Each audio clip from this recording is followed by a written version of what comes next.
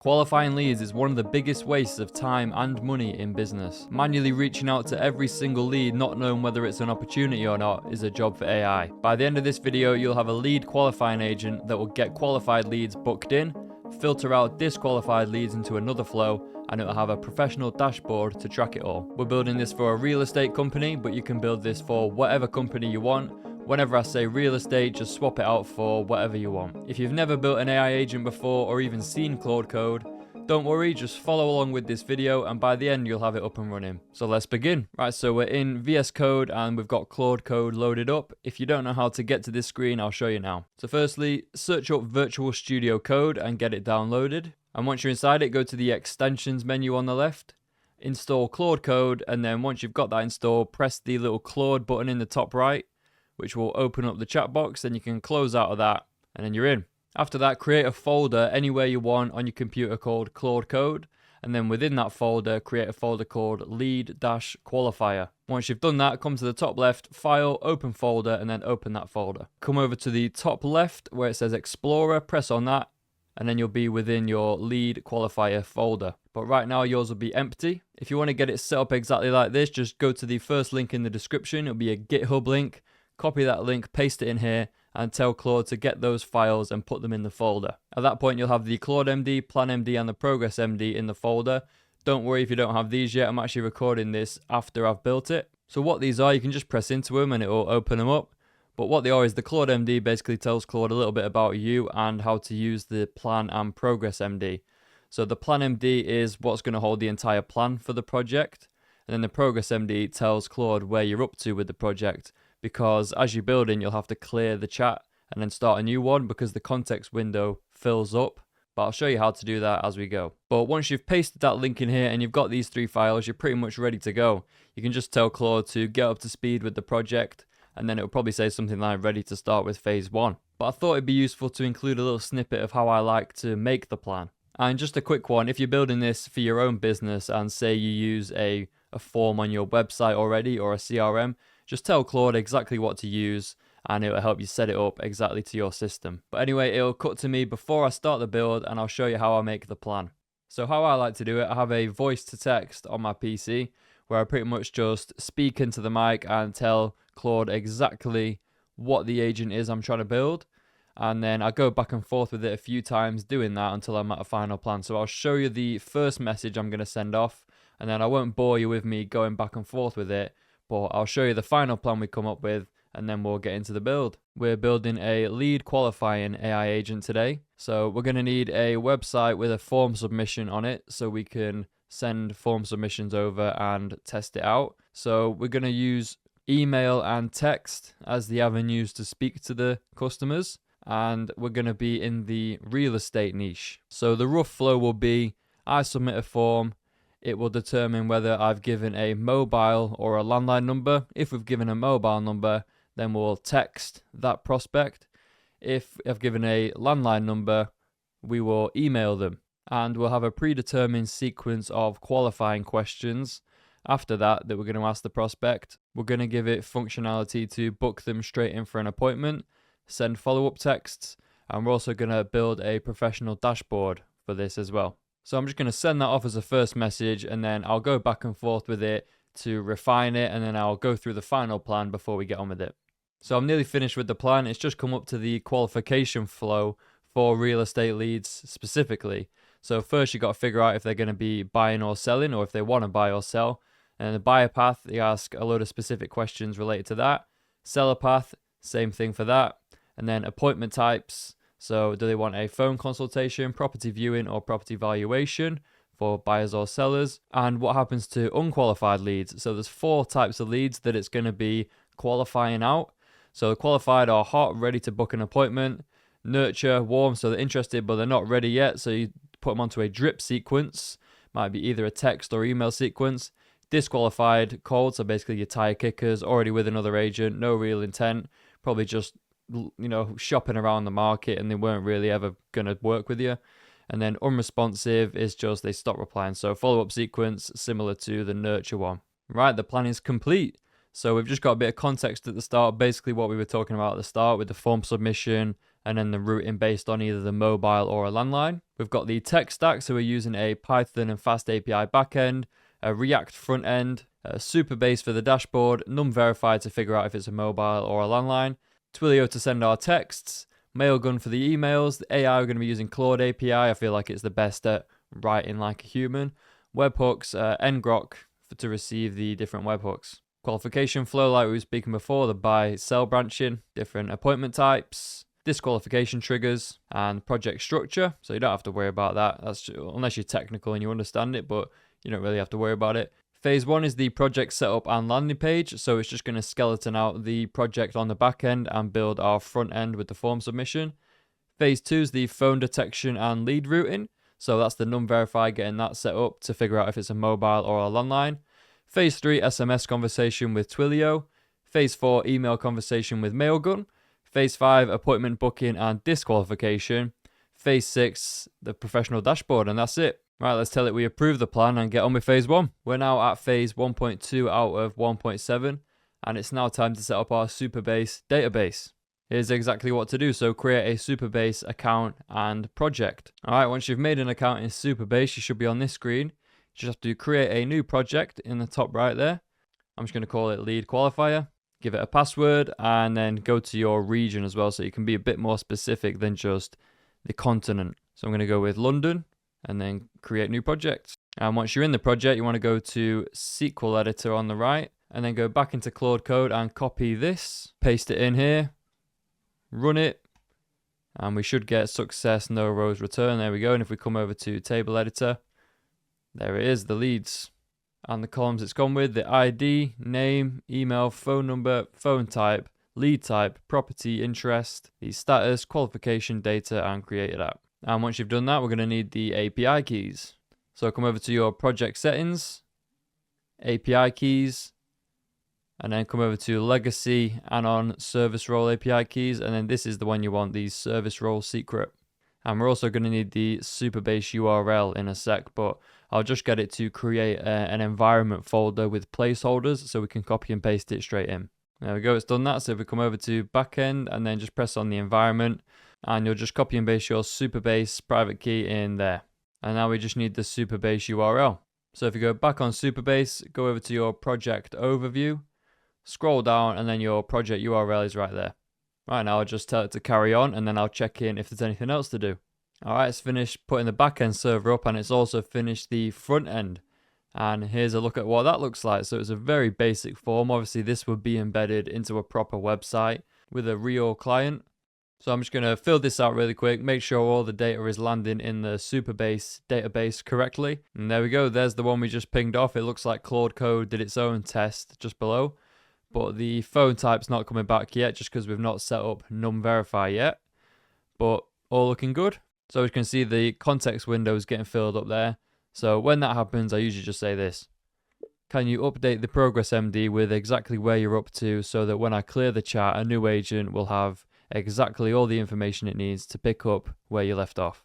There we go, it's updated all that stuff. So I'm just going to clear it and then get started with the rest of the build. Get up to speed with the lead qualifier project and carry on where the previous agent left off. Alright, task 2 is pretty much done. We just have to test it. So what it did there was set up the Numverify. So we just got to paste our API key into the environment folder and then submit a form and see if it correctly routes it and it figures out if it's a mobile or a landline. So if you've never used Numverify before, just go create an account. It's free. Go over to the dashboard and there's your API access key, and you get 100 free API requests a month. So it's perfect for testing. So once you've pasted the API key in the environment folder, just say you've done that. It'll start the back end and the front end so we can submit a form and see if it works. Right, phase 2 complete. Claude did do a couple of tests itself and apparently they both passed, but I'm just going to do another one just in case. So let's go over to the form again and I'll just give it a random mobile number and we'll see if it works. All right, I'll send this off, and this is a +44. You'd want to try 0 as well. So I'll just do this one and then we'll try replace that with a 0 and see if it still works. Right, there's the one we just did, phone type mobile. So I'll now try one with a 0 instead of +44. There you go, you see I pinged that one off and now the phone type's unknown. And that'll just be because I know Numverify has to have it in the +44 format. So we just have to tell Claude Code to format any number that it gets into the +44 or plus whatever the local thing is in your region.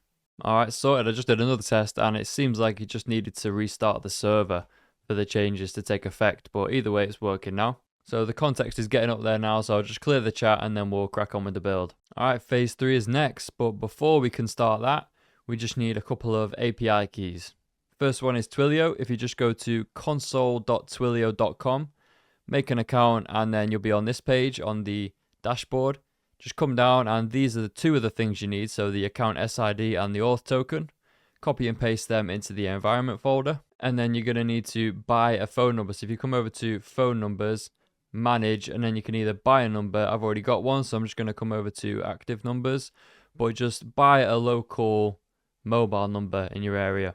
I'm just going to grab this one and then paste that into your environment folder as well. After that, we're going to need the Claude API key or whatever LLM you want to use. I prefer Claude for messaging back and forth with customers. So if you're going to be using Claude as well, just go to platform.claude.com, go down to API keys, and then you're going to need to create a new key there. I'm just going to use the one I've already got. All right, I've pasted in all the API keys, so we're ready to start phase 3.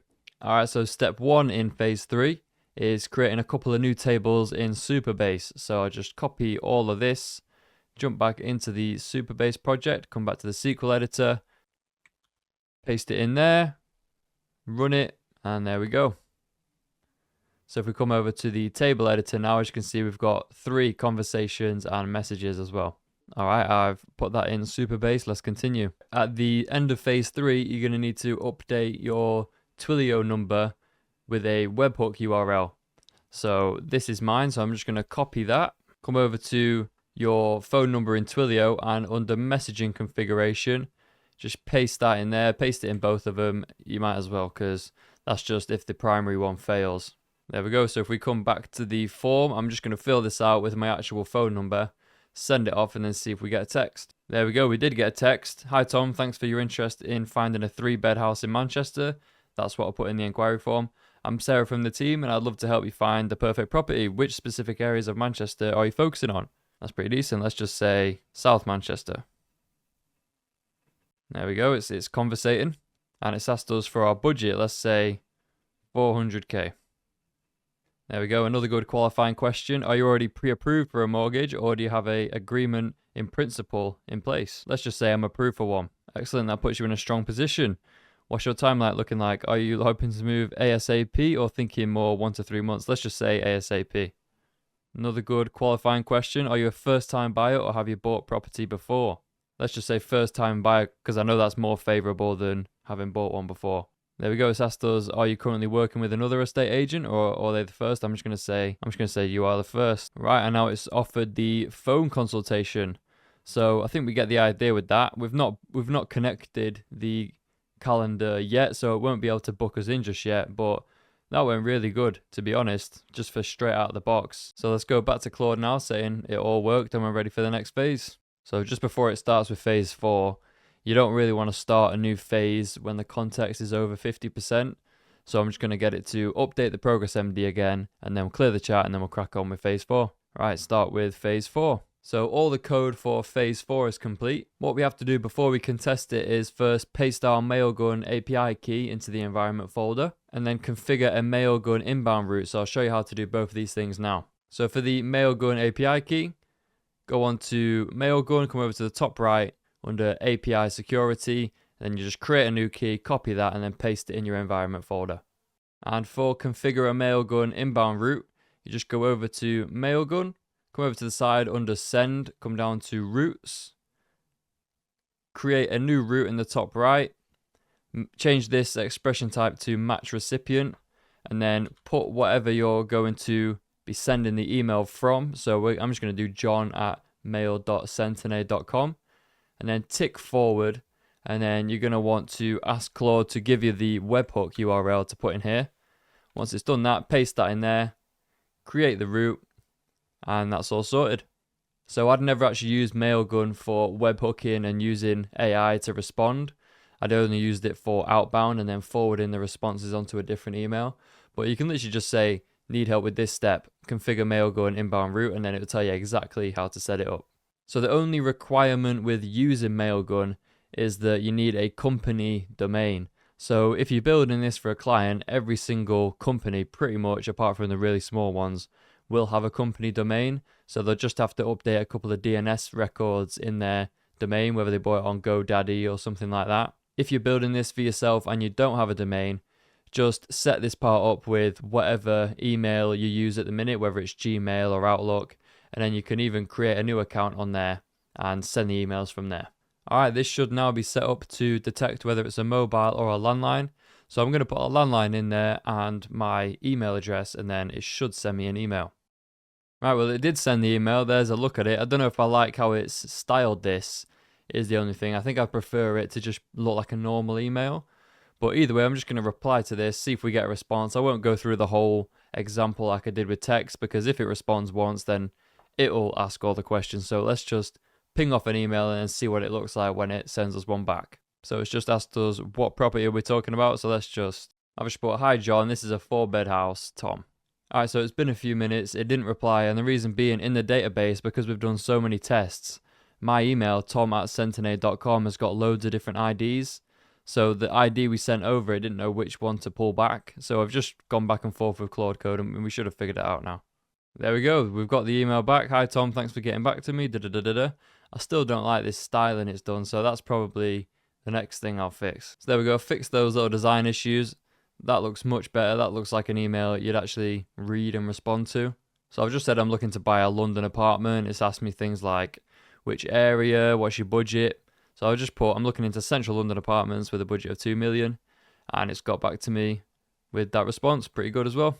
So it's asking me timeline, and yeah, same as before, asking for a mortgage, or if we've got a mortgage. And so it'll be a similar qualifying process as the text example we did. Right, next up is phase 5, which is getting the appointment booking sorted so that when a lead is qualified, we make sure we get them booked in for the right appointment, as well as when a lead is disqualified, which it's gone with here, it's going to detect that, send them down a different route, and then send a polite close, or you could put them on a drip email sequence just to keep them in the loop so they come back to you when they are ready. And then after that is the dashboard. So we're at the business end of it now, so nearly there. Let's crack on with phase 5, and then we'll have to test the appointment booking, see if that all works, and then after that move on to the dashboard, which is where it actually comes to life. Alright, we can see all the different tasks for phase 5, and our first one is just to create a new table in Supabase, so I'll just do that quickly. So again, we're using the same project as before. Come over to your SQL editor, press on the new tab next to the other one,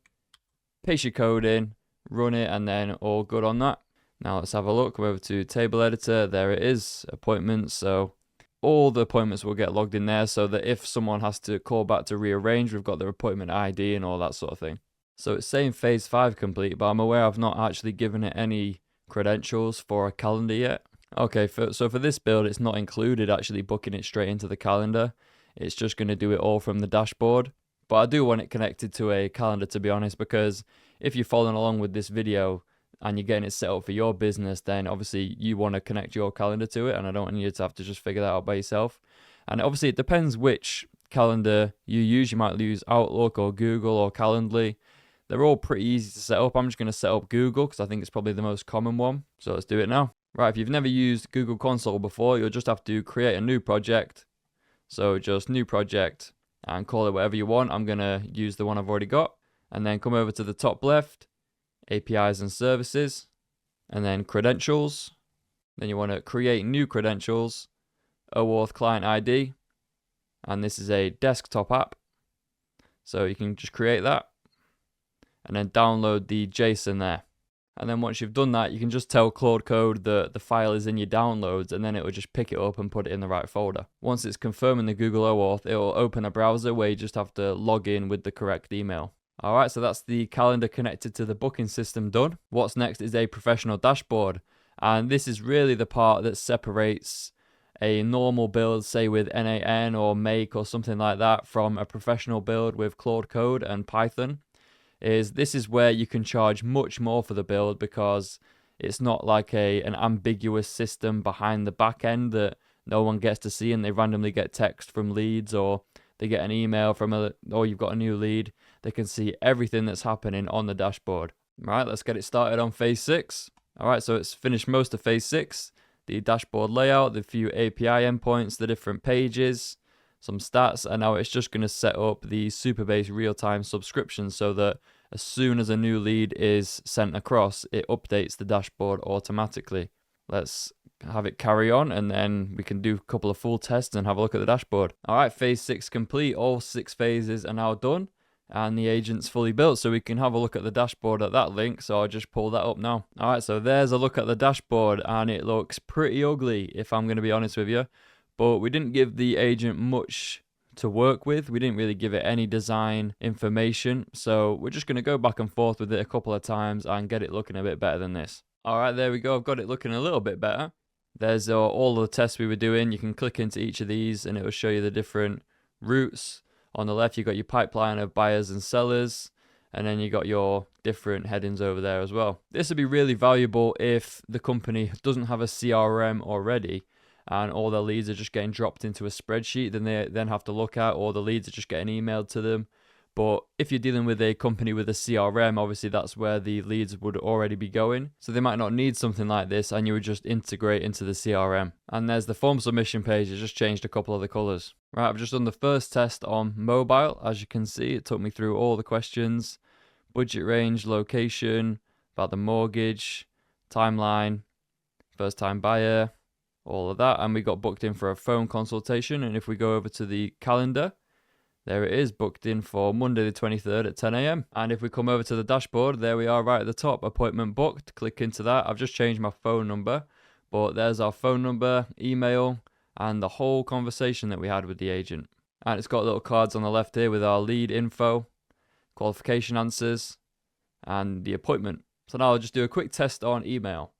All right, I've just done another example on email. As you can see, there it is. And same as before, you can see the whole transcript. There's just a little bug with it showing the date and time that the reply was sent, but that's an easy fix. So it was, yeah, same as before, lead info, qualification answers, and the appointment.